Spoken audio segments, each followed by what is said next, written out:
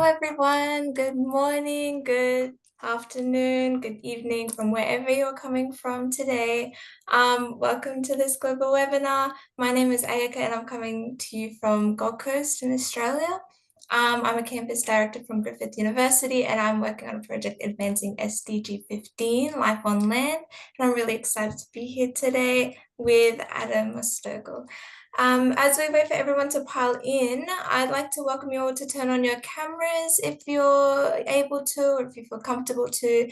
And I'd also like you to, feel free to use the chat box, feel free to share your name, which country or university you're coming from. Share a little bit about your project as well, so everyone can feel acquainted, connect with each other. Yeah, so everyone can get to know you.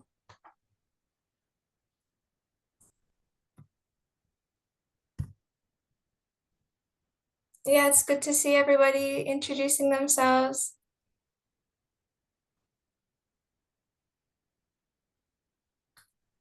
Keep it coming, guys. Nice to meet you.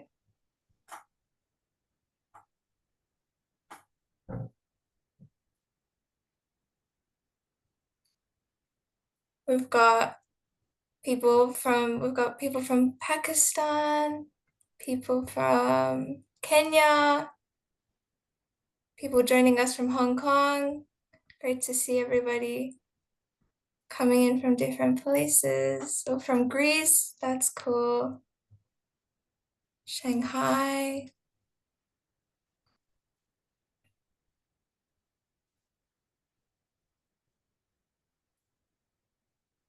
We've got Tijan Bandu from Sierra Leone, Olayamejuan from Nigeria, Hasi from Pakistan. Yes, and you guys are putting in the SDGs that your project is working from.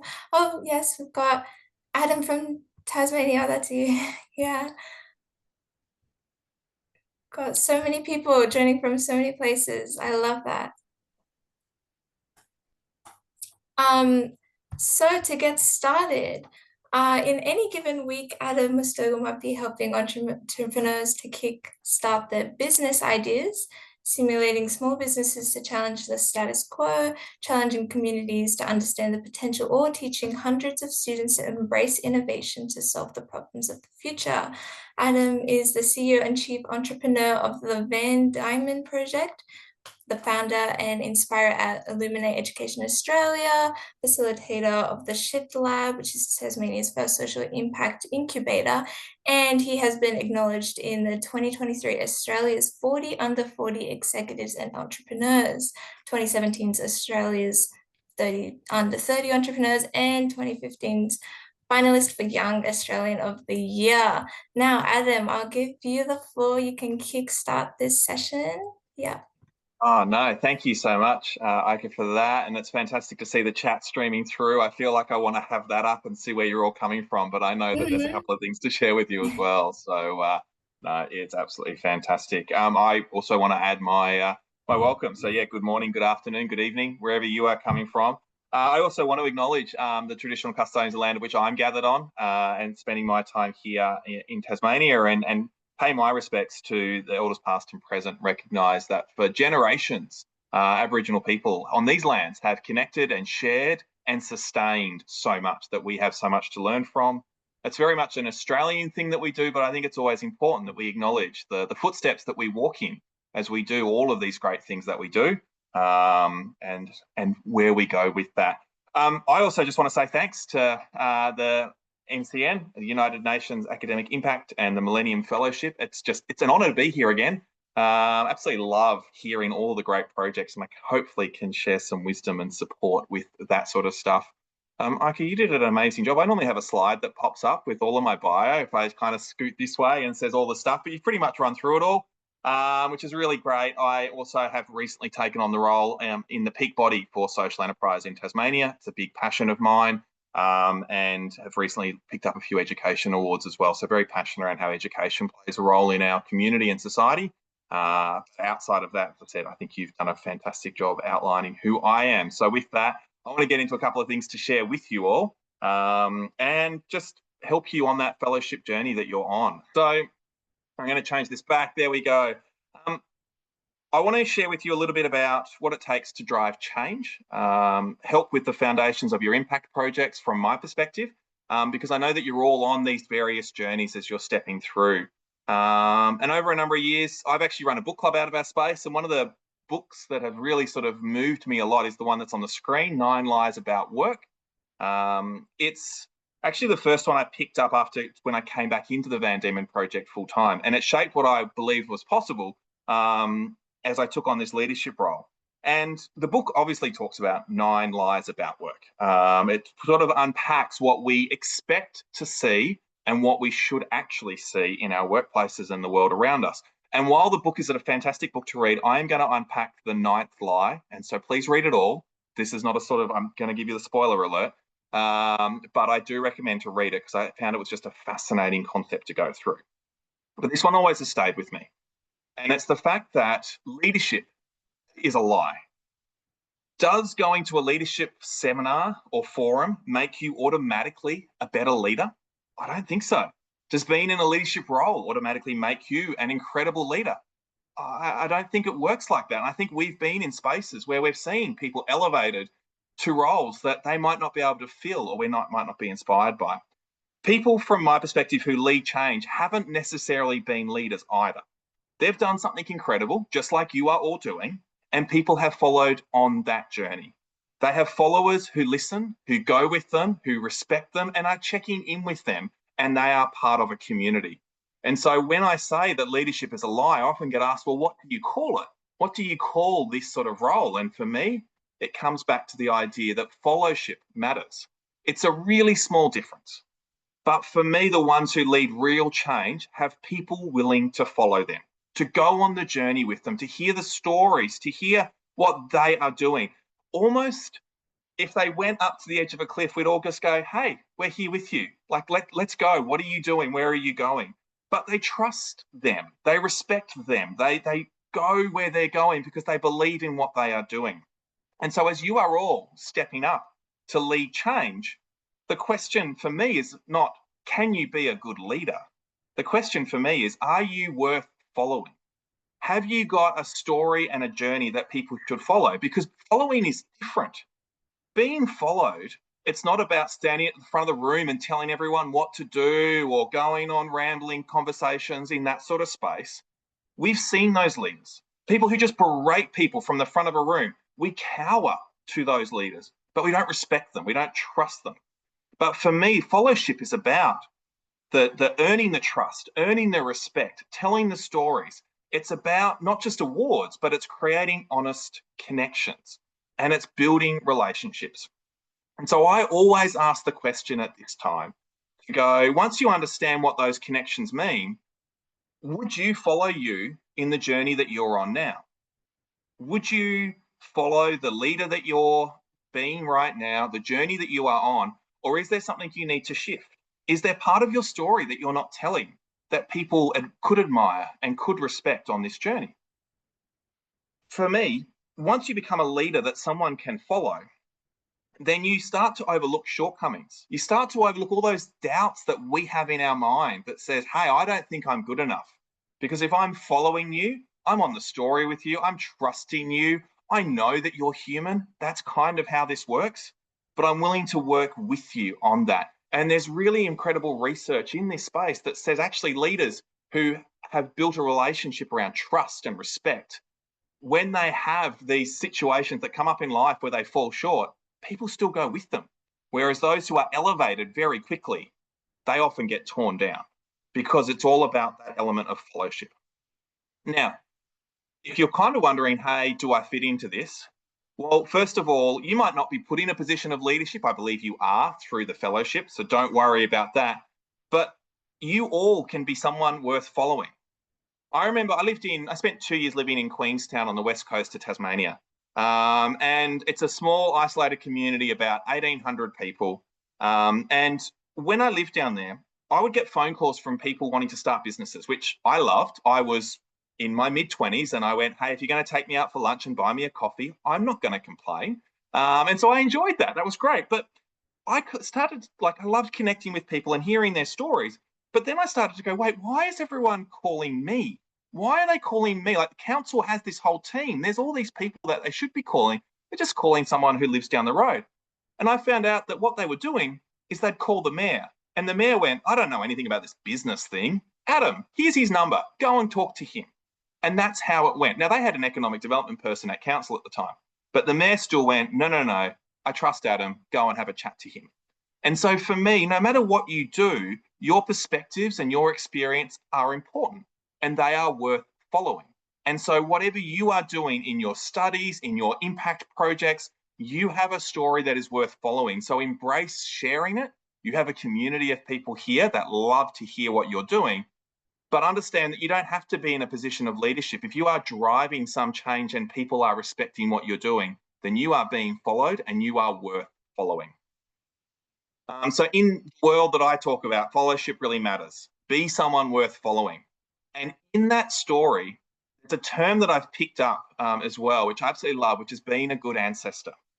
Thinking about a legacy that you leave for future generations. For me, the SDGs behind me here that your projects are based around is a focus on future generations, thinking of the world that we leave for others. And it's not just about what we can create now, it is about what we can leave for others, and we bring others on this journey so that we can showcase how we can be a good ancestor. And the nice part is, with this sort of fellowship, we don't have to have it all sorted to start. We can just get going. We can just make things happen. Yes, there's people who have achieved awards and won things, but they've also overcome hard times. They've pushed when projects have required them to. But they've done the hard work. And we want to be on that journey because they've done the hard work and they're sharing their stories. And you have a story to share as well. Now, as you go out and step out in your areas of impact, I have two things I want to share with you, and I'm very happy to answer questions when we get to that point, because there might be some more that I might have to clarify here. But I've done heaps of work with students. I've helped about 25,000 students through innovation projects. I've run Tasmania's Social Impact Incubator, where we've helped over 80 social enterprises start in Tasmania to drive social change. And for me, I just want to give you some tips, which you might have already picked up. These are really important for me. Any innovation design approach, always we need to focus on what the problem is that we're trying to address. We need to take time to drill into the issue that we are trying to move people around and understand why is it happening, not because we read it in a newspaper, we've seen it down the street, but we know what it means to live in that space. And as I said, for most of you, it'll make sense. My background, my first degree is actually architecture. So from a design perspective, this is really important. If you are going to get help from people, those people might not see the problem that you are trying to tackle. And so you need to share that, you need to communicate that, and you need to understand, how do I unpack this for someone else? Because we all have different life experiences. We have different perspectives on the way the world should be. We have different connections and different relationships. And so for me, understanding what the problem is that you're trying to tackle in your projects, in whatever you do, is actually a way to unify perspectives and opinions and people to go, hey, I didn't know that was an issue. What can I do to help? It almost invites them in to being a supporter and a follower of you on this journey. And I find when you frame a problem really well, people walk away going, why haven't we done something about this before? So I encourage you, wherever you can, always start with the problem. The second thing then I go with is making sure that you take the time to understand who feels this problem. I talk about don't solve for them in a very particular way. I work with students from time to time from exclusive great schools, and they'll talk about they want to tackle homelessness because they've read about it in the paper. And I get it and I understand it, but they've never lived it, they've never felt it, they've never understood it. And so when they start talking about what their idea is they want to work on, they talk about, I'm going to help them. I'm going to help those people over there that I don't know, that I just think need help. For me, in this space, if your projects and what you're working on, do whatever you can to bring forward your own lived experience and your understanding. Because for me, that is absolutely essential. I find that the best way to tackle a problem that matters to you is to bring your lived experience to the table. Too often, people in cities solve problems for people in rural areas because they think they're just missing out on something. So, to be the change in the world, we need to connect with those problems and we need to work with that. For me, the Shift Lab, the key fundamental difference that we built this around was I want to know what your lived experience is with this problem. Because if you've lived it, you know what it is. I've got someone who left school at the age of 10 trying to tackle literacy programs. Now, I'm a registered and qualified teacher, but the way she sees the world is very different to the way I see it. And so that lived experience, if you want to tackle the problem and you've felt it, we need to unpack it. We need to be able to communicate it. And for me, that is your superpower. That is the thing that means that you actually understand what could happen in this space. And so as you start with the problem, value your lived experience. You might just go, hey, I'm the only one that's felt this, or it's just little old me. No, it is really valuable. It's really important. And it might not be yours, but it might be a connection. But that lived experience is so valuable in any project. The stories pull on the heartstrings. We connect with it. Research and data is good, but trust me, the stories matter more. And then as you sort of build out your projects, remember in our world, we measure what matters. We often look at finance and go, hey, are we making enough money? There is a global standard for accounting. It's all sitting there, it's all framed up. And we can all analyze that. But outside of that, when we start to ask the question, what really matters? If you want to drive change, track it, count it, build measurements around it, because your projects are more important than money. What you are going to achieve matters way more, but we need to tell the story. We need to build the numbers around that.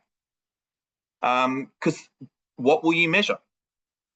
Importantly, for me, change doesn't occur overnight. It is really, really important that we measure actual change in relationships with people, with systems, with culture, whatever we are working on. We can easily measure how many people turn up. I can sit here and walk away and go, this is how many people turned up to a workshop. But that for me isn't important, because what's important is what you do with this. Where you take this is really important. For example, with the social enterprise incubator that I run, we originally were tasked with the number of tracking how many people started and finished. And I went, that's not acceptable, because I'm not starting this to babysit people. I'm not sitting here to use up an hour of your time. For that program, I went, I want to help people start enterprises that generate money to give to good causes. And in our last round, Tasmania, it's a smaller state, so these numbers might be quite small. We had 9 go through it in the Northwest Coast, 7 of them completed. And within the first 12 months, they have generated over $300,000 Australian worth of revenue. And all those profits go back towards their cause, and they've generated over 1,500 employment hours. For me, it's not about how many people started and finished the program. That's what's important. And so for me, understand what actually matters.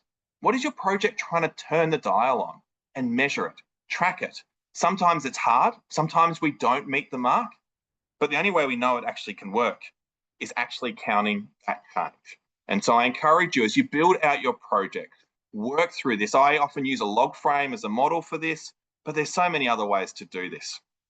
And so for me, the numbers then tell a story. The numbers allow you to say, hey, this is what we did. I can tell you that I've worked with 25,000 students, but when we can talk about the individual attendance data that's changed, or the cultures in schools that have changed, or students who have turned up because they went, someone listened to me for once, and I've never had that before, and I'm coming back. That's the story that we get to tell. And that story speaks volumes, but it works because the numbers come with it. And so you have an impact journey that you're on. Count the change, tell people the difference that you're making, and don't be afraid of that, because that's what people will buy into. Numbers really do matter in this space. And so it's really important that we think about how to create a story through that. And as I'm bringing close towards my final point, I've got one more thing, and then I am very eager to open up to questions and have a great chat. While some of this sounds nice, and I know that you'll eventually do all of the amazing things that you want to create and make happen, I'm from a startup space. I'm an entrepreneur. I'm a chief entrepreneur in my role. And so I thought I'd give you something that sticks with my job title, because for me, entrepreneurs are doers. They get stuff done. They find this way of navigating complex systems and processes and people who say it can't be done, and they just go, I'm going to find a way to do it. But for me, the best entrepreneurs, they don't wait for perfect. This is a quote I picked up from Mark Randolph, co-founder and the first CEO of Netflix. He talks about there's no such thing as a good idea because it's hard. He talks about while Netflix might sound like a good idea, he'll tell you the story of Mark and Reed posting VHS tapes and coming up with ideas on commutes because they just kept trying stuff. They kept on working stuff. But if they didn't try posting VHS tapes, for those who have grey hairs and remember what they are, like they wouldn't have got to the point of posting DVDs, which is the first model of Netflix. Even though we all stream the content, that's where it started. They didn't wait for it to be 100% perfect. In fact, for me, I work with so many people who wait for it to be perfect and their customers have moved. The project has moved. And in impact projects, the people we need to help need our help sooner rather than later. And so if we can help support one person, move one person, help them out with that, then it is worth doing that now. It is, let's not wait for perfect in that way. And so it's really important to consider how you can start, build, test. I've picked up an analogy along the way, which is you might not change the world, but you might change the world of one person. And that's worth doing. And so with this, I just encourage you to start your impact projects, build them, create them, make them amazing, understand that problem that you want to tackle, build the numbers around it so that you can track and count the change so people know the difference that you're making. Don't wait for it to be perfect, but then through all of that, tell stories and help be someone worth following. Because you're in this program because you have an opportunity to create impact, and this is a space to connect with others as well. And so on this journey, make sure that you are sharing your experiences, your learnings, the good stuff and the bad, because you are worth following, because you have ideas that are worth making happen. And with that, it's my LinkedIn profile if you want to connect with me. But I'm here to answer questions. This is the fun part that I'm here for. That's for me giving you some thought-provoking stuff to think about and consider. But I just want to help you guys out. So I know, Aka, you probably have some questions to ask, but I've also, I've got the chat open here in front of me and very happy to chat with anybody who would like to pick my brain about some stuff. I'd love to help.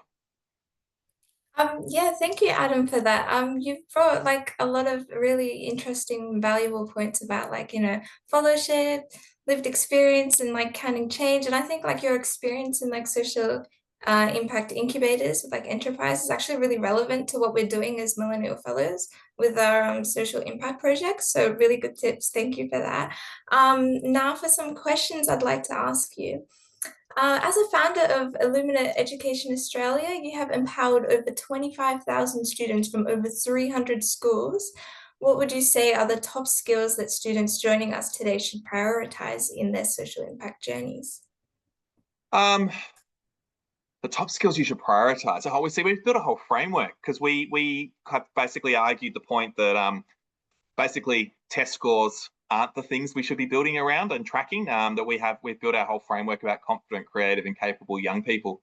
But I think for me, I think the key ones to really focus on, especially as you are emerging and you're building, perseverance is one.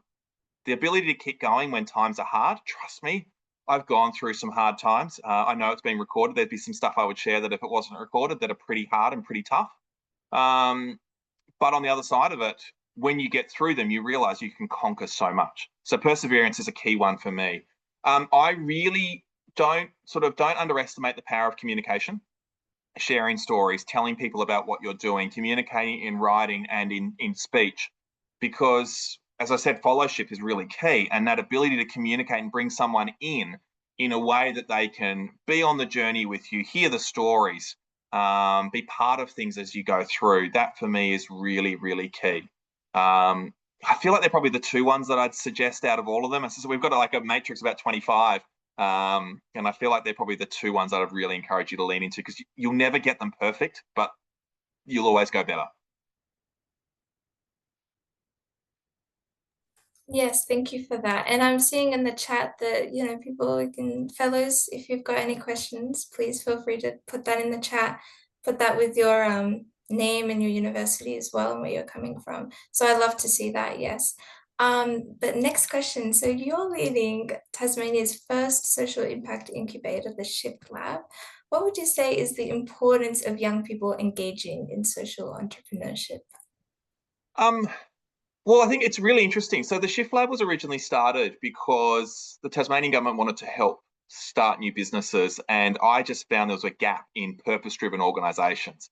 And so we started it from that perspective. It's interesting to see, if I was actually looking over the reports just before, we're finding older people more interested in these sort of spaces because they want to give back in a way that matters, and they kind of are, I guess, annoyed and frustrated by capitalist systems and all of that stuff. And I would argue that I think all of us on this call, and I'm going to put myself in all of your fellows' shoes as well, we are probably just as frustrated by that. And so for me, social enterprise is the way of using business for good. And it's a really powerful space because while there is funding and partnerships and all of those things that we can access, I'm in a state where we've gone to 2 early elections and the budget cycles are completely stuffed. And all those organisations who relied on the government to give them another bucket of money, that got changed. And they are all scrambling because they have no other way of backing themselves and funding what they do. And we actually believe enough in them that we're going, how do we help? And so for me, social enterprise has this amazing way of delivering value to people who can afford to pay for it, but they're also paying because they are supporting something good. Our education projects that we deliver as Illuminate, we have always done them at a cost recovery model, but we are passionate about reaching regional and remote areas because we believe your postcode or your regional area should not define your learning outcomes. And so we put our profits back into reaching those areas so that they don't get left out.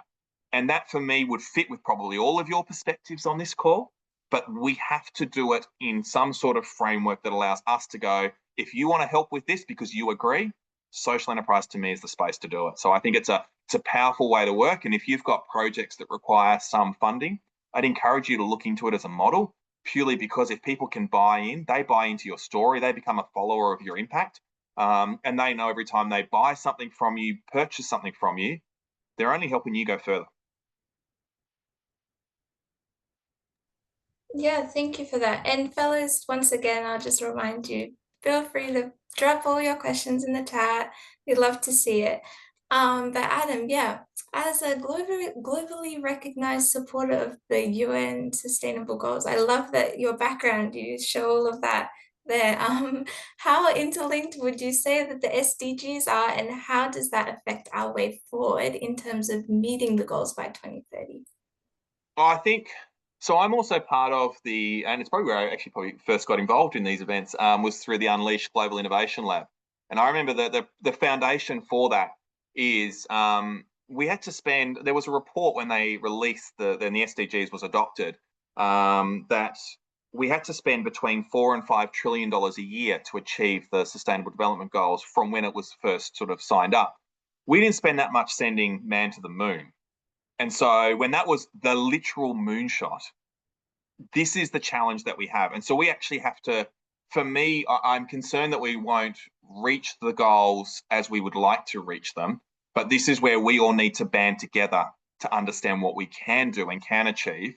And that for me is like, it's not to say I'm coming at it from a negative angle, but I just am very aware that our world is sometimes not always supportive and encouraging and kind to each other.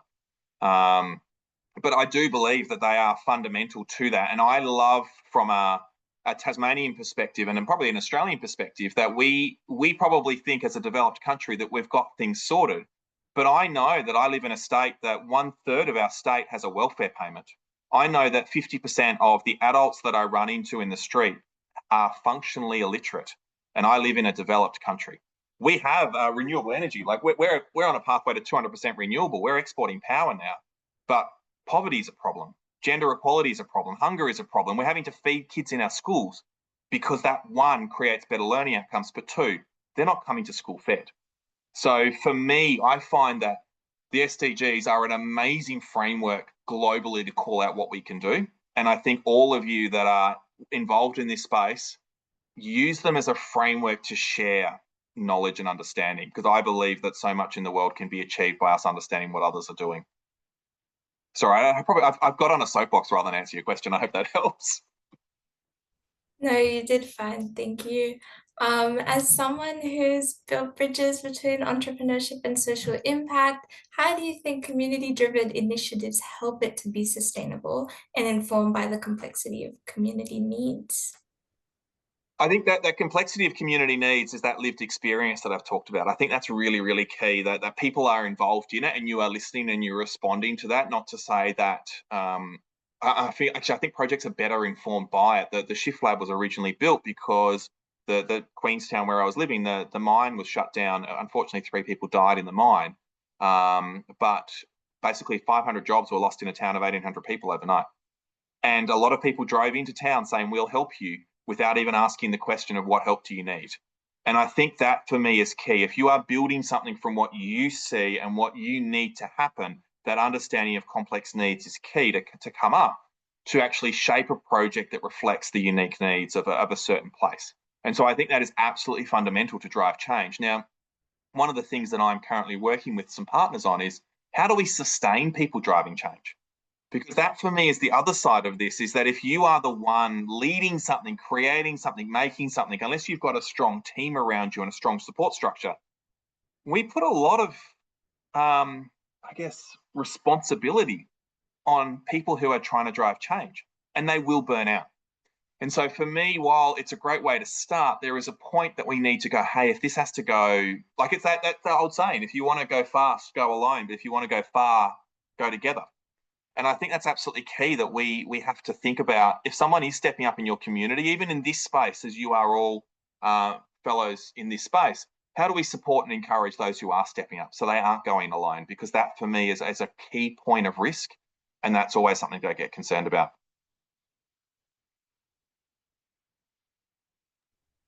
Um, you've also previously, like you have a very extensive career, very I impressive. apologise. And you've previously been involved in the Queenstown Heritage and Arts Festival. Yeah. From your experience, how does culture and art influence social entrepreneurship, specifically in Australia and also all over the world?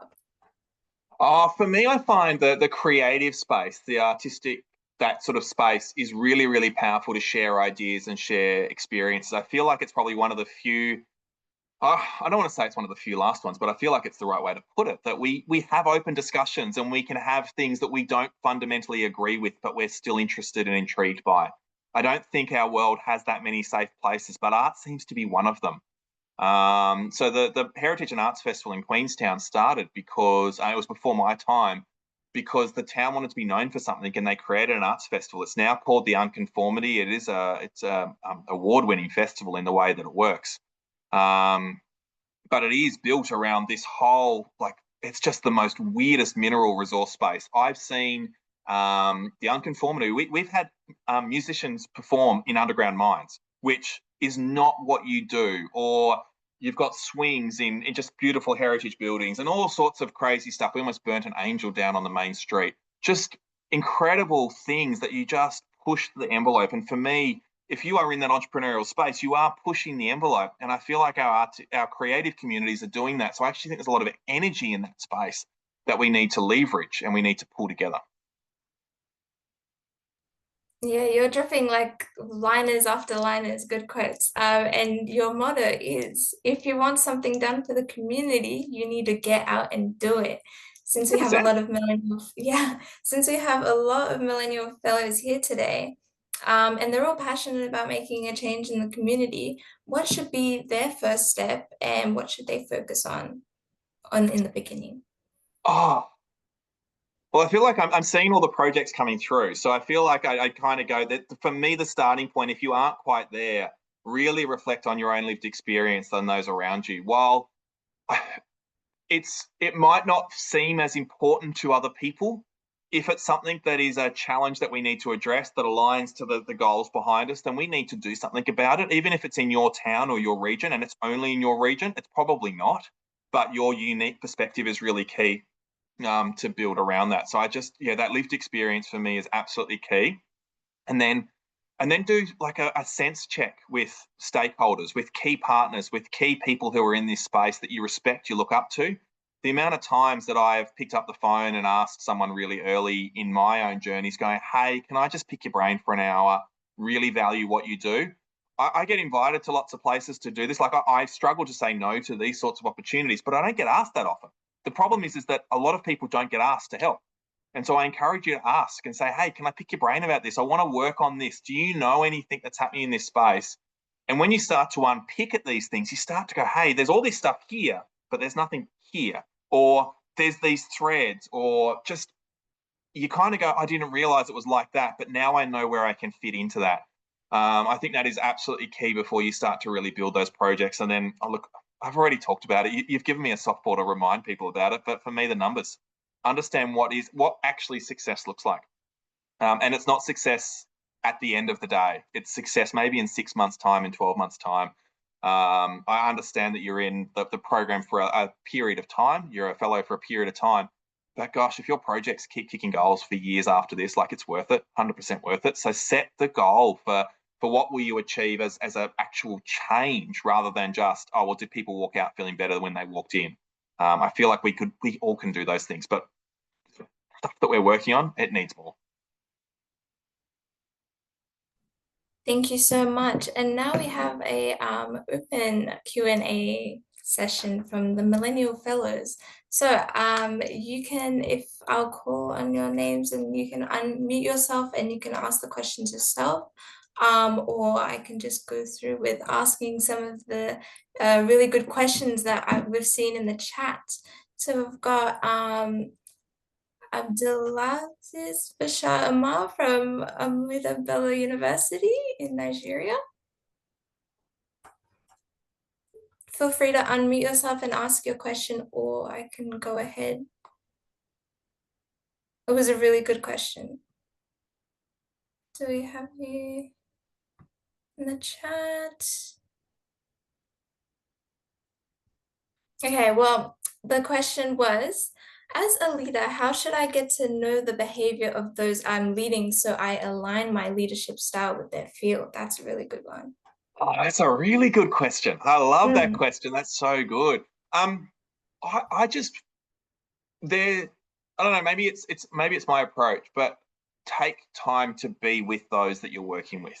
I love in school sitting down at a table with a group of kids for half an hour and just having a chat and just getting to know them and being a human. I'm very clear when I'm in. It's look, school environments. It makes more sense. But I'm like, call me Adam, because I'm going to call you by your first name. I'm going to expect things of you. You're going to expect things of me. Let's level the playing field a little bit here. Let's have a chat. Like, ask me all the questions you want to ask me, and then I'll get asked questions about the topics, and then I'll get asked what's my footy team and all that stuff. It's like, great, let's just connect and chat.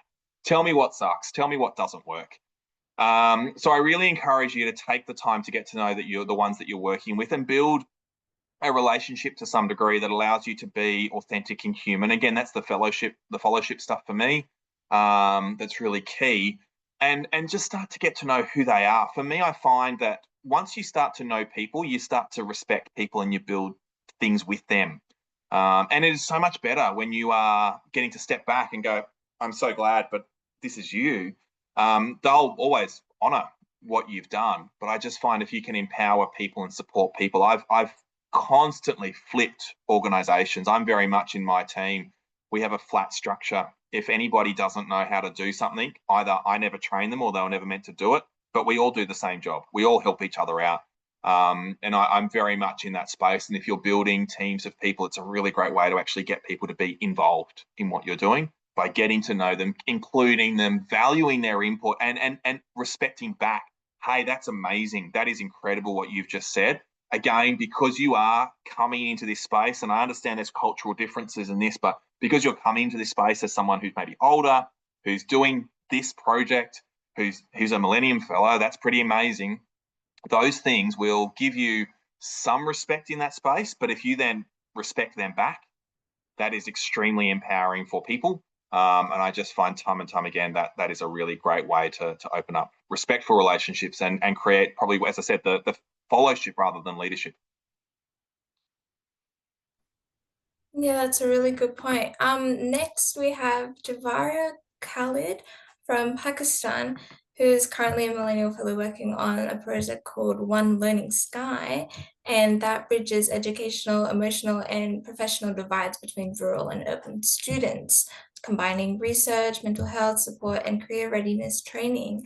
Um, and Adam, since your work focuses on innovation and youth empowerment, Javeri would like your advice on how can student-led projects like hers, Javari's, build sustainable impact and attract the right kind of support or partnerships to scale. Ah, really interesting. I am of a perspective that I'm not going to try to go down a long rant here, but I find that we have this understanding that you must have a certain level of knowledge to be able to build a project that scales and creates impact. I'm very much on this understand. Like for me, my experience on the West Coast was there was a grant program that they put out there, but no one applied for because no one knew how to write the document to get it. You had to have been inside the tent. You had to already know what they were asking for to actually receive the support, which actually precluded everybody. And so for me, when you're working with young people, if we can teach them and help them understand the frameworks and the structures, we can then invite them in because everyone is looking for business case and modeling and finances and all of that stuff. They're already looking for that. But it's an assumption that you should know that. Otherwise, if you don't know that, don't bother me with this. And so for me, if you can build those fundamentals underneath everything else, I get 10-year-olds to do a break-even analysis and I watch accountants scratch their head by going, where is this coming from? And so, but that's the stuff that people want to hear. And so if you can train people in that, you can help them see that, then they can have as much place at a table to do it. And then because they're young, they're energetic, they're eager, they're focused. In fact, I feel like once we leave school, we lose these sort of group learning opportunities in the same way. I find they actually go further with it as well. And like I just find time and time again when I ask students, and you give them the time, you have to give them the time to build their own thinking. I've spent 2 weeks ago, I was in Newcastle with 100 Indigenous students asking the question of what parts of their culture would they like to share more, and gave them 3 days to build projects around this. And one group of students said, well, you fly into an airport that's got no connection to our culture. Here's all the things we want to change. And over 3 days, they mapped it, they planned it, they worked out the costings, they worked out what it would take to do a bush tucker kiosk. And they're now being invited to present to the board of that airport because they spent time building this and wrestling with all the concepts. But we asked them the questions they had to deal with around it. And so for me, creating a safe place they can build, they can grow, understand the frameworks that they're meant to understand, purely because they're going to get asked questions about them. And it's for me, it's a reflection on the people who ask the questions, who expect you must know this stuff. But that's where, for me, your project, if you can help unpack that for people, they can do that. Now, the challenge often is for a young person that they are still trying to find their feet. So sustained change is hard, but you might build a group project, but a couple of them take it forward, and that's always really great. But I always look at, and look, this is our fundamental perspective in education too. While we build ideas in our projects, we build people who take things forward. And so for me, they might not take this thing forward, but if they go out and do something else with it, that's still for me a sustained change. And it's worth chasing with that. So, but definitely, yeah, give them space to build, to support, really in-depth mentor them before you put them out there in front of other people. But I think once you can unpack all of those frameworks, you'll find they'll be fine. Yeah, and on the topic of sustained change, another question that we've got from a fellow, you mentioned about measuring what matters, and some projects may require an extended running time to actually produce a measurable impact. So how can you continue to motivate the team in believing in the long-term goal or what like the project can achieve? Yeah, really good question. So for me, I teach the log frame as a framework to use for this. If you haven't looked into it, it's a really powerful tool. Just don't, like, it's US Army created it, Vietnam War. It's not a great time to think about it, but now USA, that was there before, UNDP uses it, European Commission uses it. It's a really great framework to build out as an impact measurement. But in that, I find as you build the initial data set that you could always have, which is how many people did we talk to, how many hours did we deliver, You then get to the next level up of, okay, what does that mean? And while you might deliver it over extended time, I talked about mine over 12 months, I still check in with them every month or so just to see how they're going. And again, to do some sort of short reflective processes in that space. Because once people move and shift and do stuff, things happen. Like I remember from that group that I talked about earlier, the Northwest group, I went and volunteered at one of the projects just to help them out. And one guy said, he came back to me and he said, look, he said, like, I love what you've done, but also I'm really annoyed because we've won every grant program that we've actually gone for since we've seen you. And I'm like, that's amazing. That's incredible. But you have to have that regular communication. So for me, checking in with people, just seeing how they're going, it might not be the formal, here's the 5 questions I need to ask you for my impact measurement, but how are you going? Because those stories allow you to keep going, keep doing stuff, and you know that's the change that's there. Because you're also not going to deliver something for a short amount of time and then sit there on your hands because you're in this program. You're not that sort of person. So you're going to be thinking, how do I do more? And so as that group elevates and pushes up, you're going to start something else, or you're going to support something else, or encourage something else underneath it. And so for me, as those waves go through, just send an email, send a text message, run into them down the street. I often will just invite people when I'm traveling around and say, hey, I've got an hour, I'm going to be at this place, come and have a chat if you're around. I just find those sorts of things are really valuable just to keep check on how things are going. Yeah, thank you so much. And it looks like we have a fellow who has a question. You feel free to unmute yourself and introduce yourself as well before you ask a question, yeah? Is that working? Hello, Joseph. Do you have a question? Yes? Okay, perfect. Camera's working too. Yeah. Great, Adam. I'm called Joseph from Kampala International University in Uganda.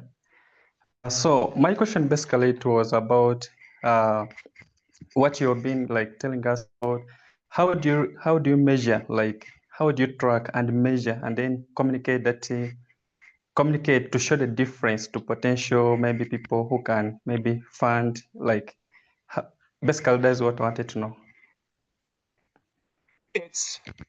Look, impact measurement's a really deep dive topic on its own. So I feel like I'm only going to brush the surface with this. But I find once you build, for me, the log frame creates a space to have a theory of change. And I think that for me is the key thing. If you aren't building a project with a theory of change, or like, so the social impact incubator that I run workshops and one-on-one mentoring. I run sessions like this where I unpack content and I talk to them one-on-one. That's what I do. Like it's not fancy, but that's it. But then for me, they get confidence to start social enterprises. They then start to run social enterprises that drive change. And then for me, I've got a measurement of actually creating as a valuable and viable economic driver for our state. So I've built a theory of change around that. So for me, those steps, then I go, well, how do I measure that step? So for me, if you're going to run a session around poverty and reducing poverty, if you're going to do something, what's the thing that you think it's going to lead to as just an initial step? And it might be a belief, it might be just a small change. It's something that's there. And so for me, it's understanding what are the outcomes that you want to see there. And then often it's a reflective conversation. There's so much you can collect numbers about stuff of maybe growth or shift or change. And again, without seeing the depth of your project, it's hard to work out what that number could be. But often we have the numbers and the stories together. And so for me, it is unpacking that. For me, in economic stuff, I'm tracking revenue, I'm tracking paid employment hours, and I'm tracking their impact data that they've chosen. But I remember I working with one, again, it's not poverty, but it's one around victims of crime and the challenge of sort of rehabilitation into society. And basically their success factor was if they then mentor people in this program, they feel comfortable to help other people. That is amazing. And that sort of changed their whole structure. So for me, once you map out that theory of change and you go, how do I measure that we've achieved each step? I think the story is a lot easier to tell because you then have actually the measurements. I find so many projects are very nicely, we're going to do this. We don't know if it's going to work. We're not going to count it. Just believe us, please. And I think the hard part is that by putting yourself out there and going, hey, I'm going to track this, you feel like you're opening it up to something to go, hey, is it actually going to be good enough? But on the other side of it, you're probably against projects who aren't even measuring. And that for me is a concern. So I think once you get that theory of change, know how you measure each one of them, your partners will be obviously interested in that. And if you're regularly tracking that number, you can build that trust by going, hey, this is the group from here. This is where they're up to. This is what we're doing. And that feedback loop with your partners and your funders in that way, they'll stay engaged. And I think that's a really important way to do it. But you do have to you have to show them this is the difference that we're making, and you helped us get there. And thank you so much. And now we want to go here. Does that help? Yeah, thank you so much. I'm so glad. It's no problems. As I said, it's impact modeling's hard for every project, but it is for me, log frames are powerful, and the steps.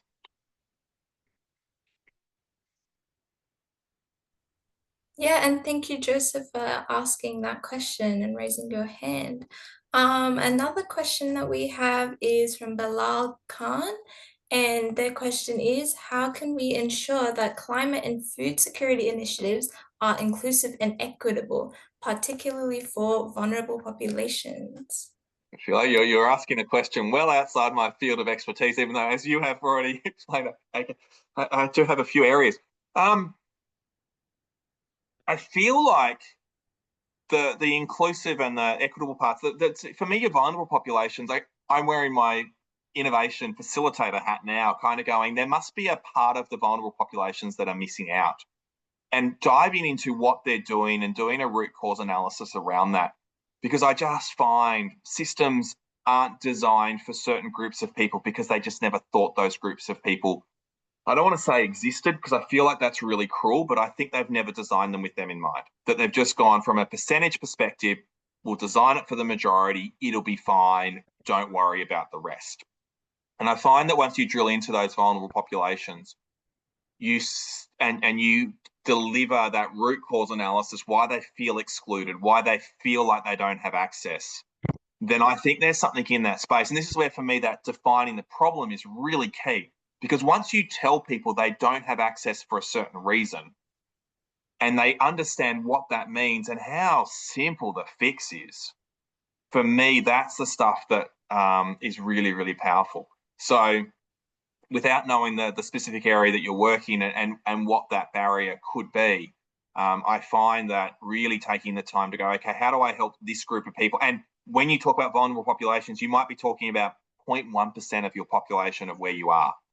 That's fine, because they should not be excluded, and solve it for them. Solve it for that particular. I talk about a town of 1,800 people in a state with 550,000 people, but even them, their voice matters in a conversation like this. So, just really take the time to dive in. And if you've got this fixed group, fixed understanding of who's in that space, I just find that it's so much easier to focus your project on a certain group of people. And if you solve it for them, then you can expand and change. But understand why they're feeling excluded, I think, is the biggest thing. And what is the system that's stopping that, and change it. I hope that helps. Yeah, thank you. Yeah, it does. I think it really ties in what you were saying earlier about our lived experiences and like being involved in that. Now we've got a couple of people with their hands up. Manjula Cedric, do you want to take the stage? You can unmute yourself and you can answer your question.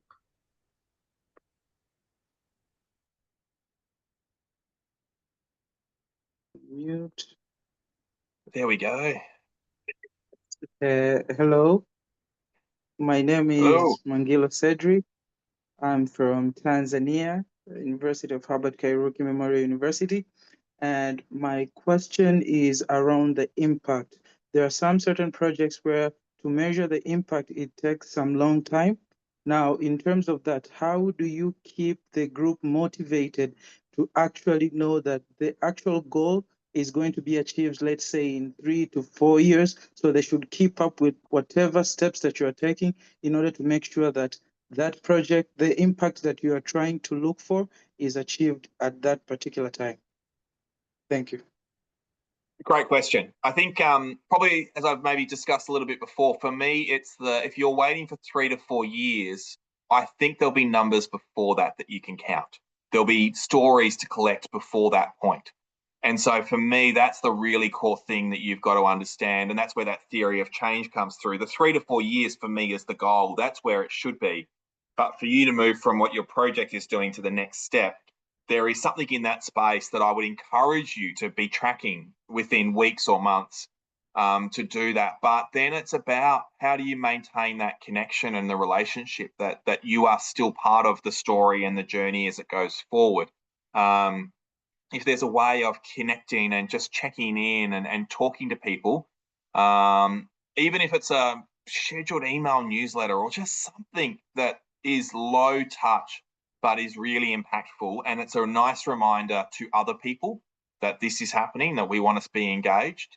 I just find those are really, really key to keep people motivated and just to check in with people. You're probably also doing projects that are with people around you to some degree. And so go out of your way to say hello and to reconnect where you can as well. Again, the conversations are far more powerful than just a written email. But yeah, just first and foremost, don't build a project only with a 3 to 4 year goal, like in a measurement. Build some really early indicators in this space. That's going to give you the motivation to keep going. It's going to give you the motivation to go to another group or another place or to do more. But yeah, then just sort of try and work out what's that way of keeping in touch with people and just keeping in contact.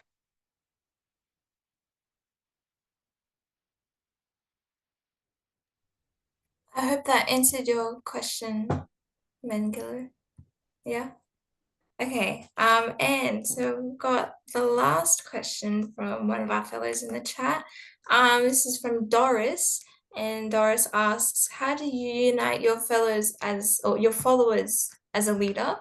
Your people trust you and wants to work with you, but it's difficult to cooperate with each other." That's actually really good.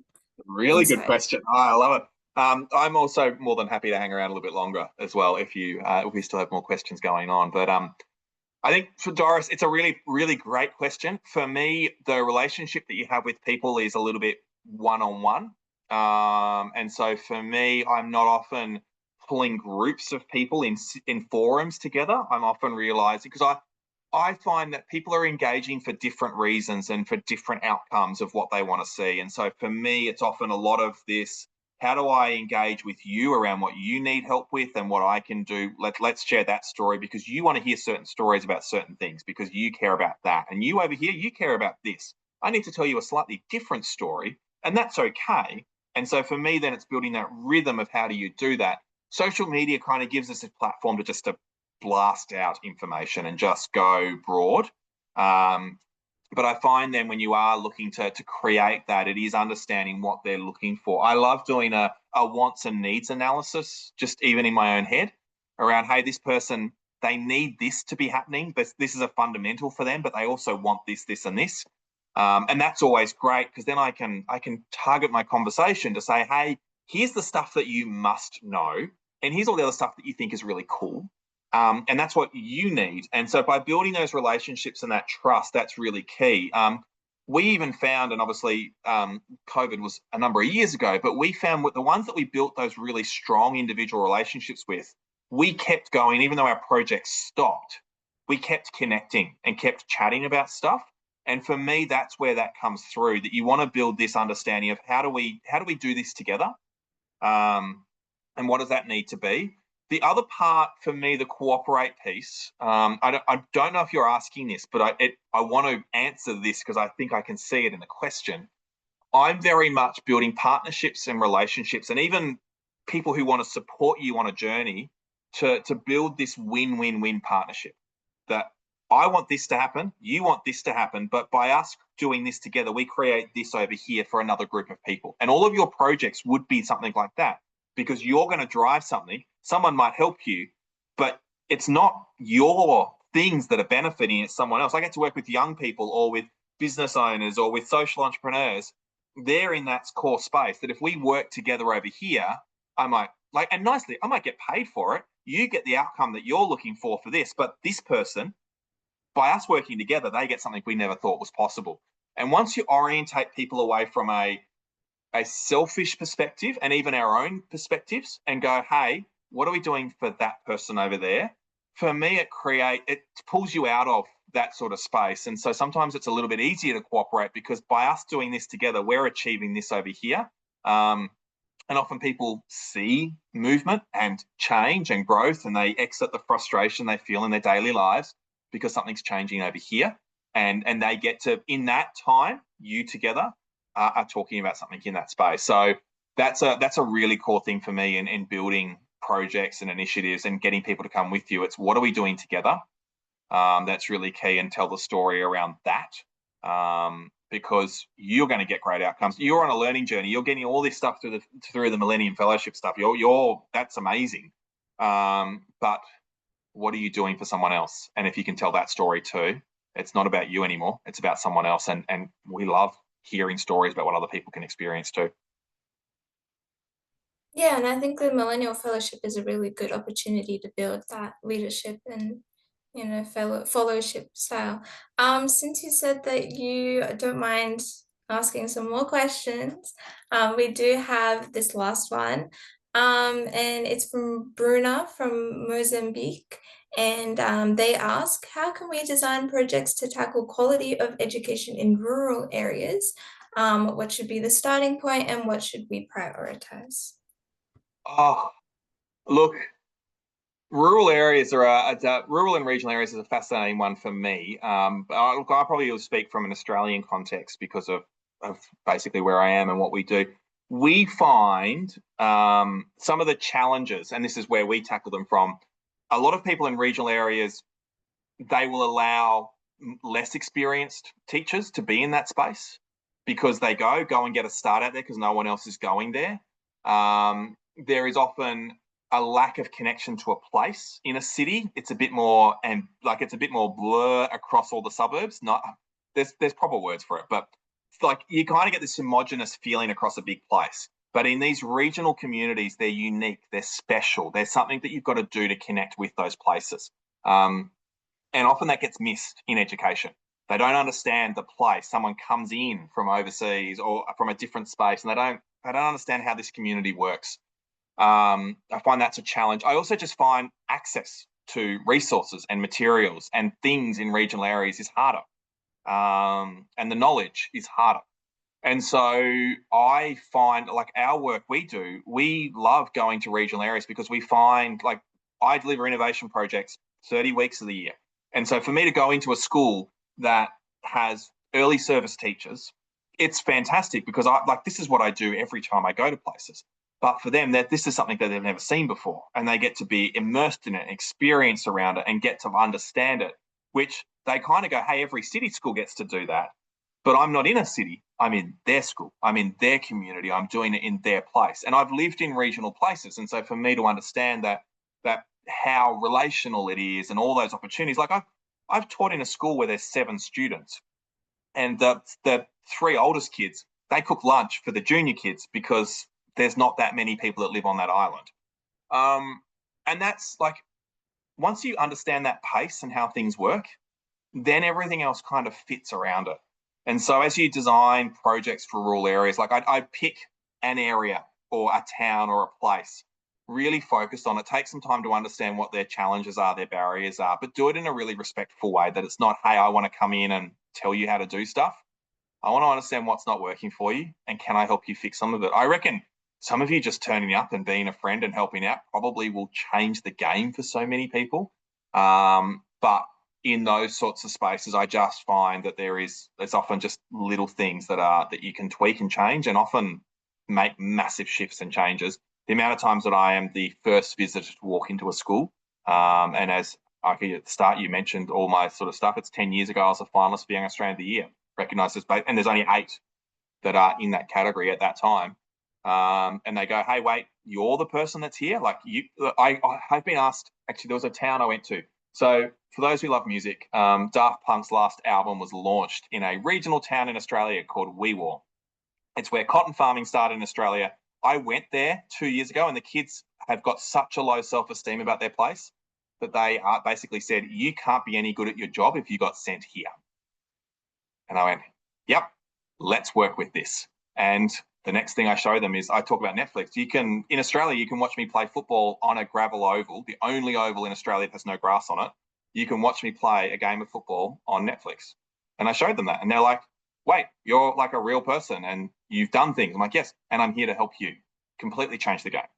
But I just think, yeah, getting out there, being in front of people, being a human, so much will shift and change, but get to know what's going on in a place and talk to people, talk to their parents, talk to what's going on. I find in regional areas, there's been challenges. There's been lack of opportunities. One of the projects in Queenstown that I've been working on is I played football with people who left school at the end of grade 8. So if we want to get a student to go to university and their parents left in grade 8, I'm sorry, but I don't think university is the pathway. If we can get them to grade 10, if we can get them 2 more years of schooling, then we've technically won generationally. And this is what you have to reflect and understand. If you're going out to a place where primary school is still brand new, like, let's just set the expectations right. Use the framework that comes out of this that talks about primary education and access, but understand what the experience has been to go, how much can we shift the dial? Because yeah, school might still be a new thing for that place, and that's a whole different experience to work on. Sorry, I soapbox. I'm sorry. No, we're talking about big issues here. It's really informative. Thank you. I think that you put your social media in the chat earlier, your LinkedIn. So all the fellows, if you can find that and you can connect and keep in touch. But Adam, do you have any, can you share with us any closing remarks for tonight? Oh, I feel like I probably said them all at the start, didn't I? I think for me, the biggest thing is just, you're part of an amazing community in this space. And so I just encourage you to share, to trust, to build off each other, to bounce ideas off each other. I haven't been a fellow. I've just only had these conversations. So I am sure that there are platforms for you to bounce around ideas and share. And as much as you put into other people, I'm sure that you will receive back. I find time and time again, like I love the communities I'm part of, because when I ask, like a couple of years ago, I mentioned part of Unleash and their community, we did a project, we wanted to get some international voices. I sent 20 emails out and within an hour, 15 of them responded with a positive yes, including people waking up at 3:30 in the morning to hear student pitches. And they just went, no, I'm here. You've invested in me, I'm investing in you. And so for me, I encourage you through this process, as I saw all the conversations going through about different impact projects and collaborations and sharing knowledge. I encourage you to lean into that, but don't just do it to give, but also receive. And don't be afraid to ask for help, because I just keep finding people don't ask and you get stuck. And so please ask each other for help as you go through this process. I am sure that there is enough wisdom in this room and in these conversations and those who are watching this recording that I think all the answers to make the world a better place are here. Just be part of it together. Yes, thank you so much, Adam, for your time tonight.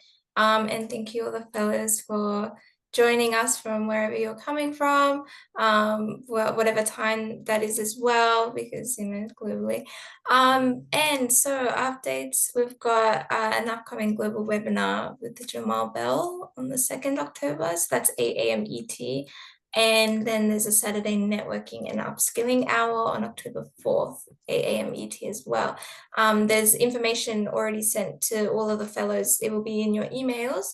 And so, hopefully see you guys there again. Otherwise, thank you so much, Adam, for your time, fellows, for joining. And yeah, it was a really informative session. Thank you.